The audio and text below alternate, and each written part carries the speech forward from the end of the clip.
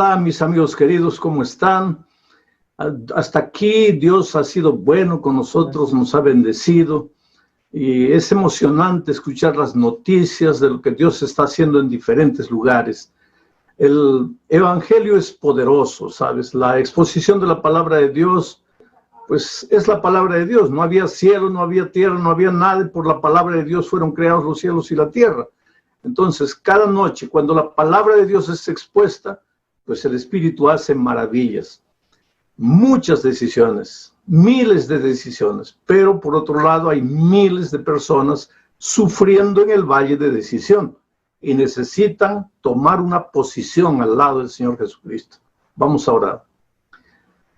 Padre amado que estás en los cielos, Señor, en este momento hay miles de personas con el corazón dispuesto a recibir tu palabra. Una vez más, manifiéstate en la plenitud de tu poder. Haz maravillas en la vida de las personas que están estudiando tu palabra, que todavía no han tomado una decisión. El sábado tendremos un gran bautismo y, Señor, que tu Espíritu los ayude a vencer las últimas barreras para que tomen la decisión y se unan a tu pueblo para esperar al Señor Jesucristo en gloria y majestad. Por favor, antes de la lectura bíblica, extiende una vez más tu mano maravillosa, alivia el dolor de la gente que sufre, lleva esperanza a aquellos que están desesperados, muéstrales tu perdón a aquellos que se sienten culpables, haz andar al paralítico, abre los ojos de los ciegos, cura a los leprosos, resucita a los muertos, haz maravillas en medio de tu pueblo esta noche, Señor. En el nombre de Jesucristo. Amén. Muy bien, queridos. El texto para esta noche está en San Lucas capítulo 7. Ya estudiamos el capítulo 5, ya estudiamos el capítulo 6. No todo porque estamos avanzando. Solo con el libro de Lucas podríamos predicar todas las noches durante un año. La Biblia es un libro interminable. El estudiante de la Biblia es como el minero que va con la picota escarbando, encuentra pepitas de oro, encuentra piedras preciosas y va avanzando. La Biblia está llena de tesoros. Por eso hay que tener paciencia para estudiar la Biblia. No hay que leer la Biblia apresuradamente, corriendo. Dicen los médicos que cuando nosotros nos alimentamos, debemos masticar por lo menos 34 veces cada bocado de comida. Yo no sé quién lo hace, porque yo por más que me esfuerzo, no logro contar 34 veces o 34 masticadas cada bocado de comida. Pero ¿por qué dicen eso los médicos? Porque cuando tú más masticas la comida, el bolo alimenticio se mezcla con la saliva y el proceso digestivo es mucho más saludable. Bueno, con la palabra de Dios, que es el pan de vida, sucede la misma cosa. No tienes que correr leyendo la Biblia. A veces llegas cansado en la noche, agarras la Biblia, lees, solo como para cumplir un deber. No es así. Aunque tengas que leer un solo versículo por día, pero medita, pídele a Dios que te ilumine, que te enseñe qué es lo que te está queriendo decir. Toma el versículo, aplícalo a tu vida, a las necesidades que estás pasando, a las circunstancias difíciles que estás viviendo. Aplica cada palabra, trata de encontrarle sentido a cada palabra, en fin. Detente a analizar la palabra de Dios con calma. Entonces, pero en estas noches no podemos ir versículo por versículo y vamos a estudiar el capítulo 7. Un primer incidente en el capítulo 7. A partir del versículo 1, déjenme leer toda la historia y después vamos a tratar de sacar los pensamientos para nuestra vida. Dice el versículo 1, después que hubo terminado todas sus palabras al pueblo que le oía, y esto es interesante, al pueblo que le oía, porque a veces nosotros hablamos y nadie nos oye. Pero cuando Jesús hablaba, todo el mundo le oía. Cuando Jesús hablaba, hasta los niños se olvidaban que tenían panes y peces en la canasta. ¿Por qué? Porque había algo especial en Jesucristo. Y no era porque era Jesucristo. Cualquier predicador hoy puede también predicar y la gente estar atenta todo el tiempo si agarra la palabra de Dios y la adapta, la trae a las necesidades del ser humano. Porque la Biblia no es una exposición de conceptos teóricos. La Biblia es la solución divina para las angustias, para las inquietudes, para los problemas del ser humano. Entonces, cada vez que lees la Biblia, trata de aplicar el texto bíblico a tu vida. Y cada vez que tú predicas, si eres un predicador, toma el texto bíblico, analízalo, estúdialo con profundidad, en el aspecto teológico, histórico, en el contexto, todo lo que quieras, pero después pregúntate qué es lo que Dios le quiere decir al ser humano de hoy. Por eso, Jesús predicaba así y la gente le oía. Por eso el texto dice, después que hubo terminado todas las palabras al pueblo que le oía, entró en Capernaum. Entonces el incidente de esta noche se realiza en Capernaum. Y dice así, y el siervo de un centurión, a quien éste quería mucho, estaba enfermo y a punto de morir. Cuando el centurión oyó hablar de Jesús, le envió unos ancianos de los judíos, rogándole que viniese y sanase a su siervo. Y ellos vinieron a Jesús y le rogaron con solicitud, diciéndole, es digno de que le concedas esto, porque él ama a nuestra nación y nos edificó una sinagoga. Y Jesús fue con ellos. Pero cuando ya no estaban lejos de la casa, el centurión envió a él unos amigos diciéndole, Señor, no te molestes, pues no soy digno de que entres bajo mi techo, por lo que ni aún me tuve por digno de venir a ti, pero di tu palabra, di la palabra y mi siervo será sano. Porque también yo soy hombre puesto bajo autoridad y tengo soldados bajo mis órdenes. Y digo a este, ve y va, y al otro, ven y viene. Y a mi siervo, haz esto y lo hace. Al oír esto, Jesús se maravilló de él y volviéndose dijo a la gente que le seguía, os digo que ni aún en Israel he hallado tanta fe. Y al regresar a casa los que habían sido enviados, hallaron que al siervo del Señor que había estado enfermo, lo encontraron sano. Qué maravilla, querido, la palabra de Dios. Ahora vamos a analizar el texto y vamos a tratar de traer las lecciones para nuestros días. Esta es la historia de un gentil. Hasta aquí toda la semana hemos estudiado historias de judíos. Judíos enfermos, judíos paralíticos, judíos leprosos, judíos con la mano seca. Pero esta es una historia que no tiene que ver con ningún judío. Tiene que ver con un centurión romano, un militar romano, un soldado romano que había escalado y ahora tenía rango. Y lógicamente tenía un buen sueldo, vivía bien, tenía una buena casa. Pero generalmente los centuriones romanos eran vistos mal por parte de los judíos, porque pues los militares los maltrataban, los presionaban, los disciplinaban. Entonces mucha gente no confiaba, tenía miedo, veía un militar romano y salía corriendo para ir, porque los romanos dominaban a los judíos en aquel tiempo. Pero el texto bíblico dice que este centurión tenía un siervo, un esclavo, y que ese esclavo estaba enfermo, a punto de morir. Y el texto bíblico dice que este centurión amaba, apreciaba, estimaba a su siervo, a su esclavo. Esto es raro, porque generalmente los esclavos no son amados, los esclavos son maltratados. Inclusive, entre ellos, en la ley romana, existía la posibilidad de que si un hombre, un romano, tuviera un esclavo y ese esclavo estuviera muy enfermo, al punto que ya no le podría servir más, el dueño del esclavo estaba autorizado a quitarle la vida. Pero este centurión tenía a su siervo enfermo, muy enfermo, y en lugar de quitarle la vida, amparado por la ley romana, él, movido a compasión por su siervo, evidentemente tenía un corazón maravilloso. Oh, querido, Hay gente que no conoce a Jesucristo y sin embargo tiene un corazón lindo. Hay gente que nunca oyó hablar de Dios, nunca oyó hablar de la palabra de Dios y sin embargo tiene sentimientos nobles.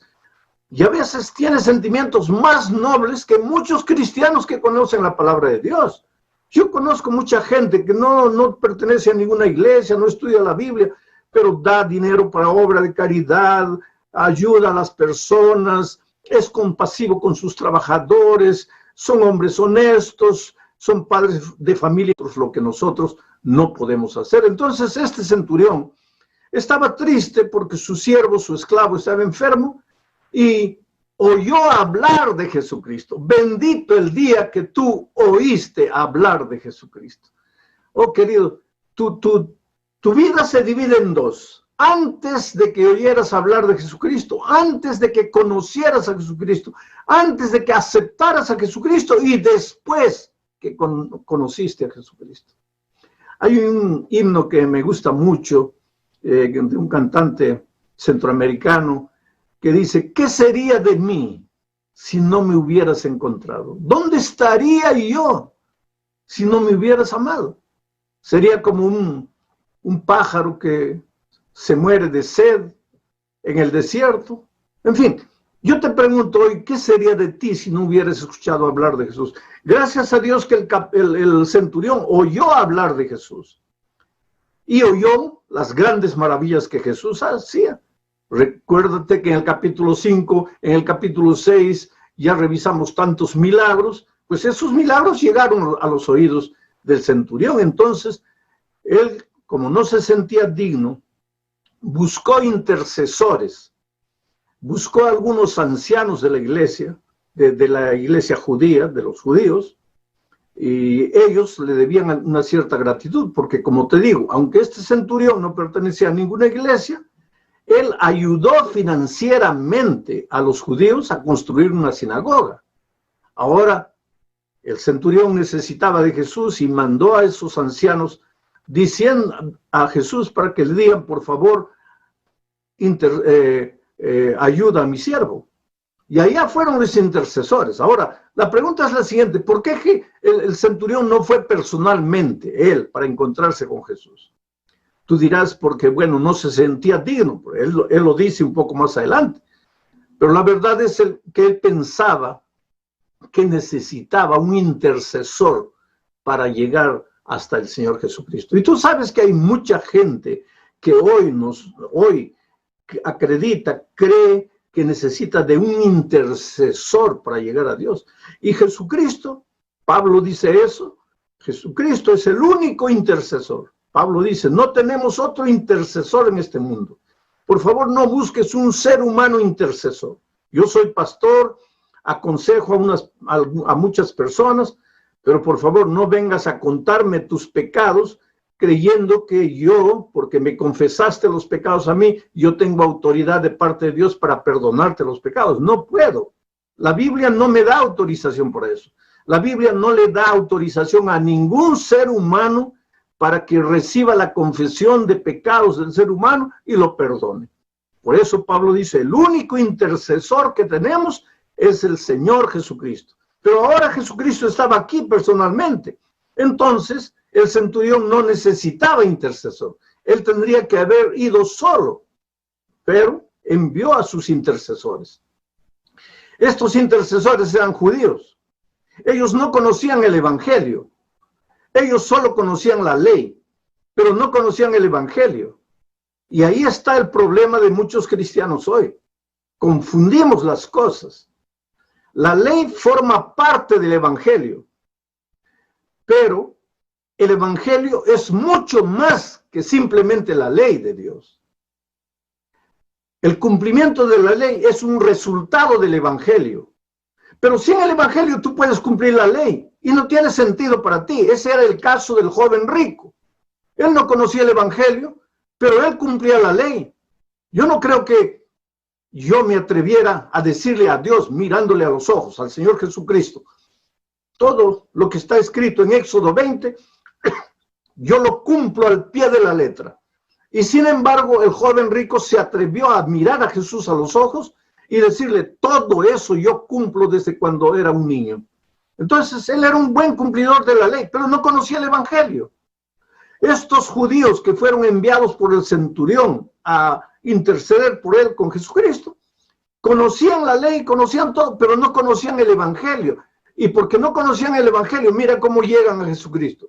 Señor Jesucristo, conocemos a un centurión romano, tiene un esclavo enfermo y él ama a ese esclavo y quiere que ese esclavo se salve. Y por favor, ayúdalo, ven a la casa de él, ayuda a su siervo, porque él nos ha ayudado a construir una sinagoga. Él es un hombre bueno. Él hace cosas buenas. Él no es malo. Pobres judíos no habían entendido el evangelio. Porque si Jesús va a entrar a la casa de tu corazón, si Jesús va a hacer maravillas en tu vida, no es porque tú hayas construido alguna cosa, no es porque hayas dado dinero para alguna cosa, ni es porque haces cosas buenas o haces cosas malas. Si Jesucristo va a entrar a tu corazón, si Jesucristo va a hacer maravillas en tu vida, es por gracia. Tú no eres digno, ni tú, ni yo, ni nadie, no somos dignos. La salvación no es por obras. Si fuera por obras sería por merecimiento, pero nadie merece la salvación. Todos pecamos y estamos destituidos de la gloria de Dios. La Biblia dice, no hay justo, ni siquiera uno. Isaías dice, desde la cabeza hasta la planta de los pies, en nosotros todo es llaga podrida, todo herida. No tenemos argumento para decir que merecemos algo, que somos dignos de algo. Si vamos a recibir algo del Señor Jesucristo, y especialmente la salvación, es únicamente por gracia. Y ya lo dije la otra noche, gracia para ti, gratis para ti. Tú no pagas nada, pero para el Señor Jesucristo no fue gratis, porque Él dio su vida, Él murió, a Él lo escupieron, a Él le colocaron una corona de espinas. Por eso es que tú nunca debes dudar del perdón de Dios, porque el otro día yo encontré una persona que me dijo así, está bien, Dios me perdona, pero yo no me perdono. Entonces, con todo cariño te voy a hacer una pregunta, querido. Así que Dios te perdona y tú no te perdonas. ¿Y quién eres tú para perdonarte o no perdonarte? ¿Tú moriste en la cruz del Calvario por ti? ¿Tú sufriste? ¿A ti te escupieron en la cara? ¿A ti te maltrataron? ¿A ti te vilipendiaron? No. Entonces, ¿qué derecho tienes a decir no me perdono? No eres tú el que tienes que perdonarte, es el Señor Jesucristo el que tiene que perdonarte. Y cuando Jesús estuvo en esta tierra, le dijo a una mujer pecadora, yo no te condeno, ve y no peques más. No importa cómo hayas vivido, a dónde hayas ido, de dónde vengas, el Señor Jesucristo no te condena si tú abres tu corazón y le dices, Señor, soy un miserable pecador, no tengo nada de bueno en mí, no soy nada, necesito de ti. Y Él te da su salvación por gracia. No tienes nada que pagar. Y Pablo dice, somos salvos no por obras, sino por gracia. Y esto para que nadie se gloríe, porque los seres humanos somos seres humanos. O si pudiésemos hacer algo bueno para salvarnos, pues si sin hacer nada bueno ya estamos vanagloriándonos, imagínate si pudiéramos hacer algo bueno. Por eso la Biblia dice que nuestra justicia, nuestras buenas obras son como trapo de inmundicia. Si nos vamos a salvar un día, no es porque hemos hecho cosas buenas. Ahora que le entregas la vida a Cristo, claro que vas a andar en los caminos de Dios. Claro que vas a observar los principios de su eterna ley. Claro que vas a hacer su voluntad, pero no es para ganar la salvación. Nadie cumple la ley para ganar la salvación. La salvación es únicamente por la gracia de Jesucristo. Pero por favor no me digas que has sido por gracia, has sido salvado por gracia, si no estás andando en los caminos de Dios, si no estás haciendo su voluntad, si no estás siguiendo las enseñanzas de su palabra, si no estás cumpliendo los eternos principios de su santa ley. Bueno, los hombres llegaron y le dijeron, Señor, ven con nosotros, vamos a la casa, el centurión te está llamando. Y el Señor Jesucristo fue. Pero Pero el texto bíblico dice que cuando estaba ya aproximándose a la casa, vinieron otros siervos, otros amigos del centurión, y le dijeron, mira, Señor, venimos con un mensaje.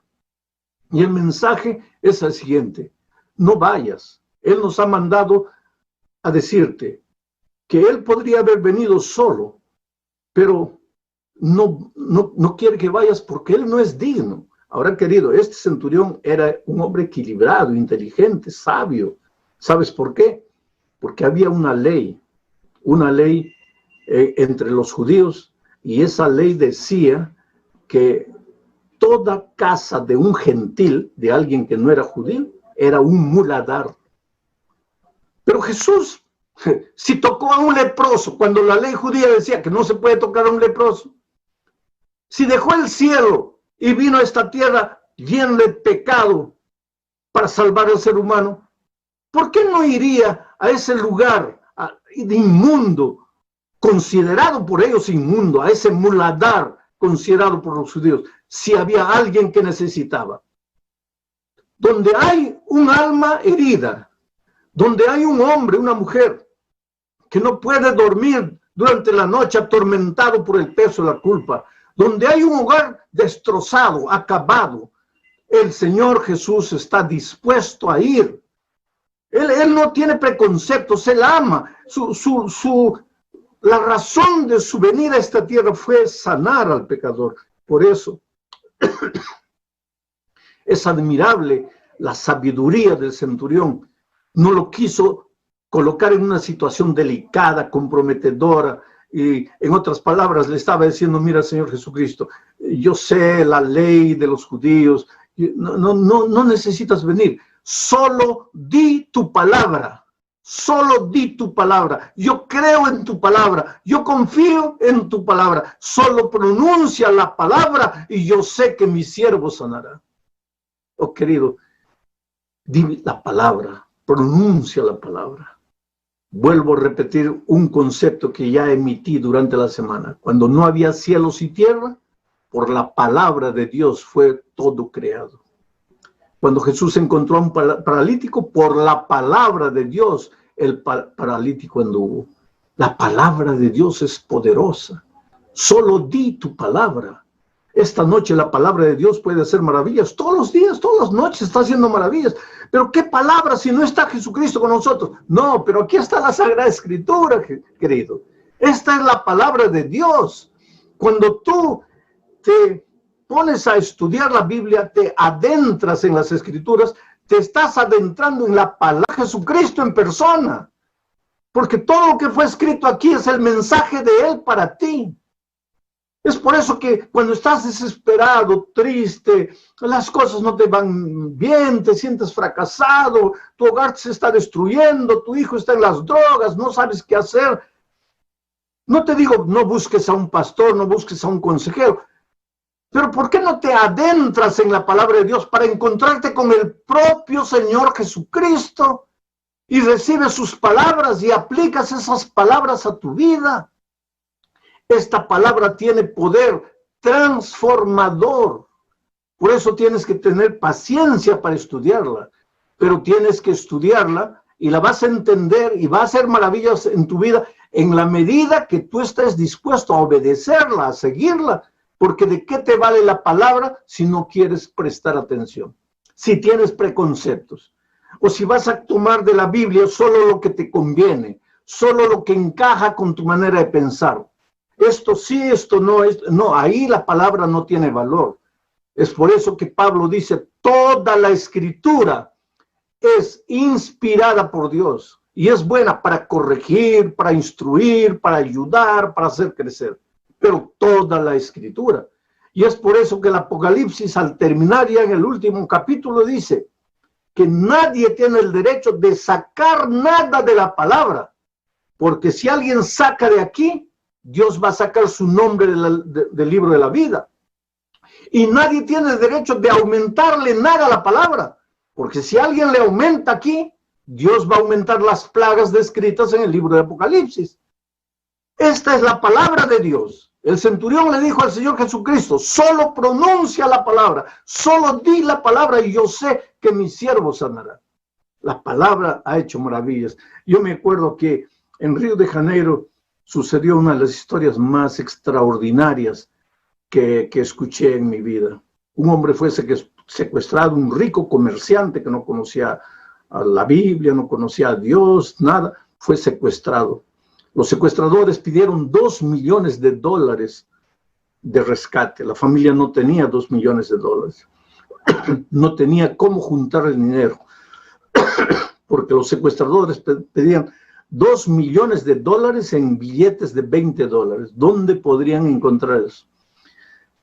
Entonces comenzaron a amenazarlo, le cortaron un pedazo de la oreja, enviaron a la familia, le dijeron, mira, vamos a matarlo o vamos a mandarte a los pedacitos si no traen el dinero.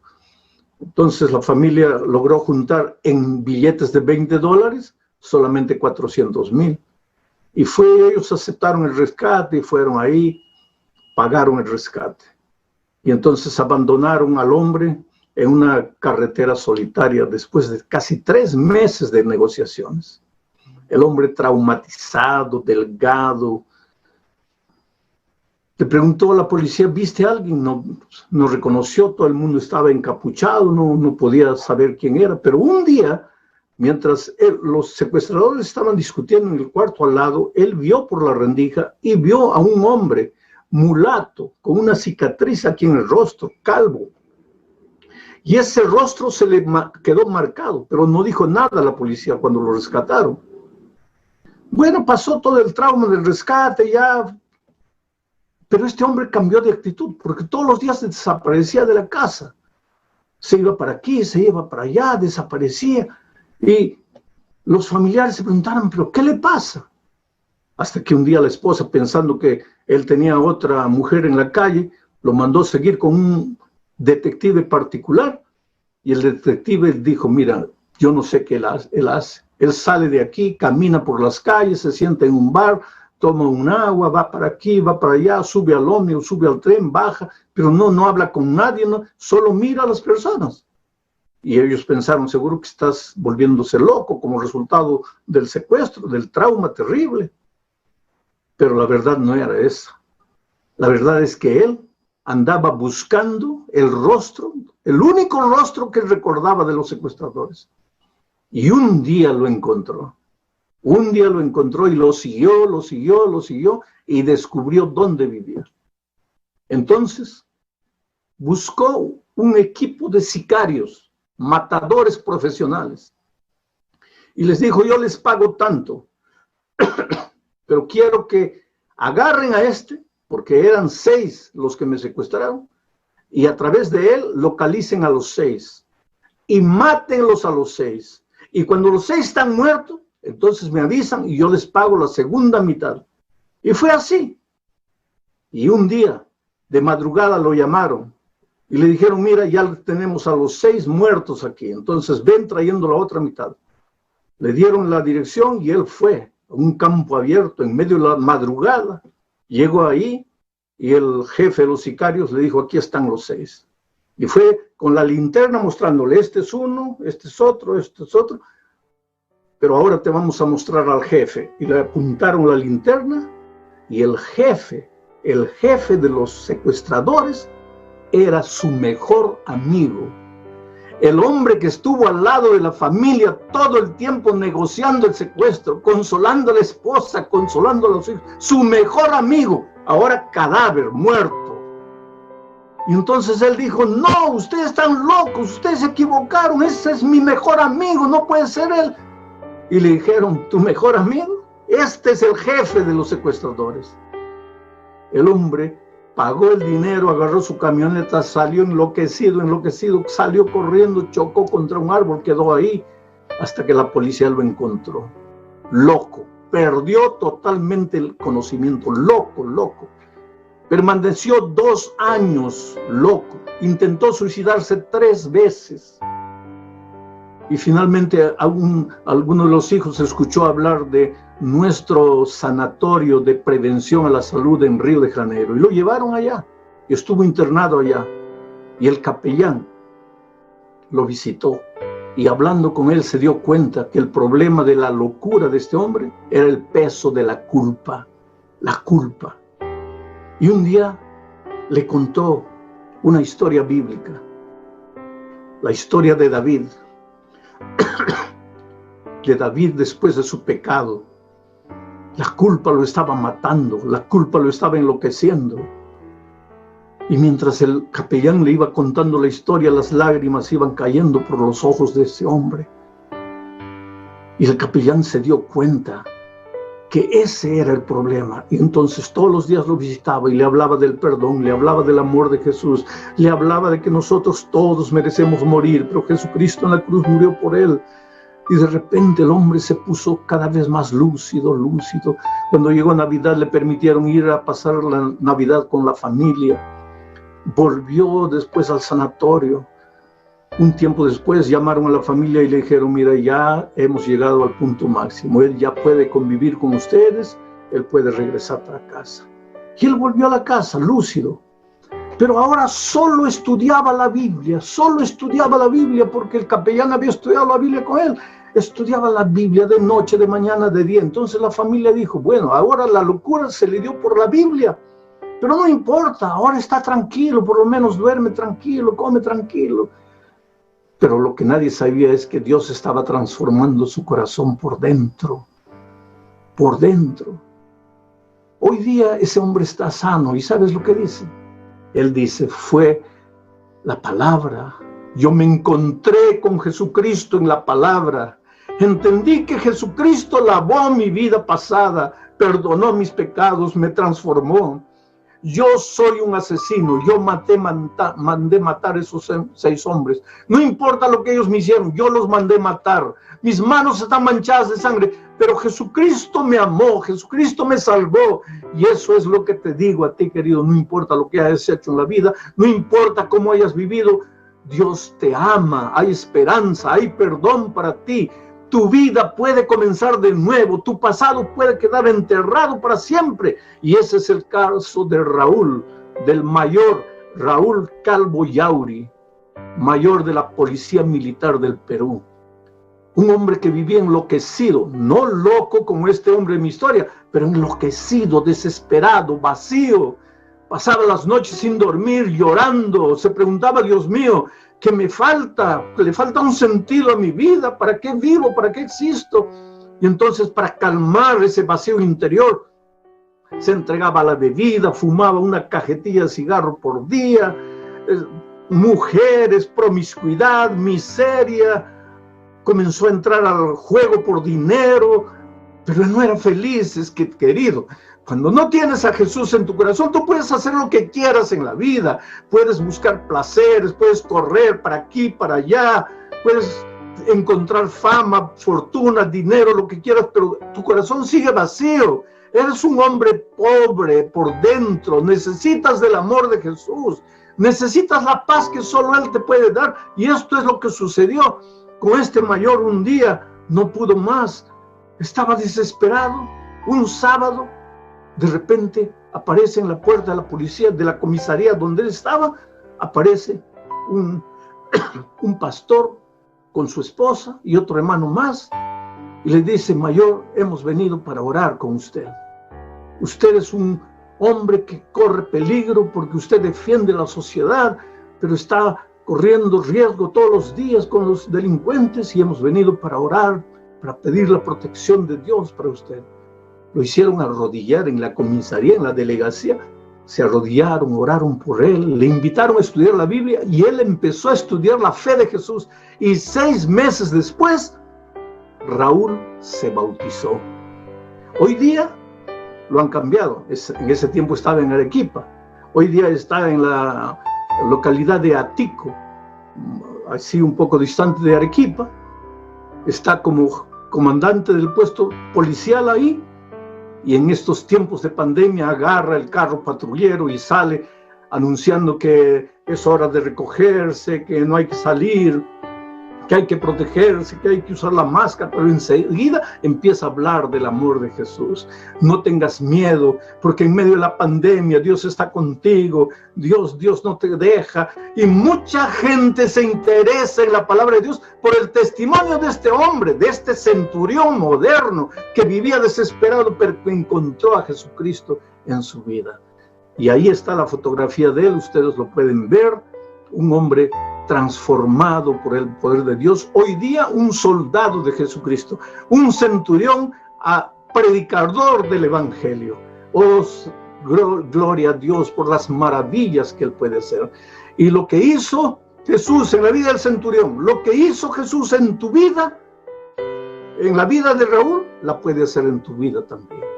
Jesucristo quedó maravillado aquel día. El texto dice, quedó maravillado con la fe de este hombre. Dijo, ni en Israel toda he encontrado un hombre con tanta fe. La Biblia registra 2 veces en las cuales Jesús quedó maravillado. Una vez en Nazaret, quedó maravillado, sorprendido, con la incredulidad de su propio pueblo. Y la otra vez aquí, con la credulidad, con la fe, con la confianza de un gentil. Yo te digo esta noche, Dios quedará maravillado con tu fe, con tu confianza, con tu entrega, con tu decisión, o Dios quedará maravillado con tu rejección, con tu incredulidad, con la dureza de tu corazón. Esa decisión sola la puedes tomar tú. Entonces, mientras estoy orando, marca en tu celular, en la tableta, en el computador, o expresa a tu amigo ahí el deseo de unirte al pueblo de Dios y prepararte para el próximo bautismo. Vamos a orar. Oh Padre querido, gracias Señor por tu palabra esta noche. Hay muchas personas que están tomando su decisión en este momento. Sé misericordioso con ellas. Gente que confía, gente que cree en tu palabra, gente que quiere nacer de nuevo. Oh Señor, toca la vida de ellos. En este momento los evangelistas asociados van a hacer también un llamado adicional ahí donde se encuentran. Bendice a esos hombres en el nombre de Jesucristo. Amén.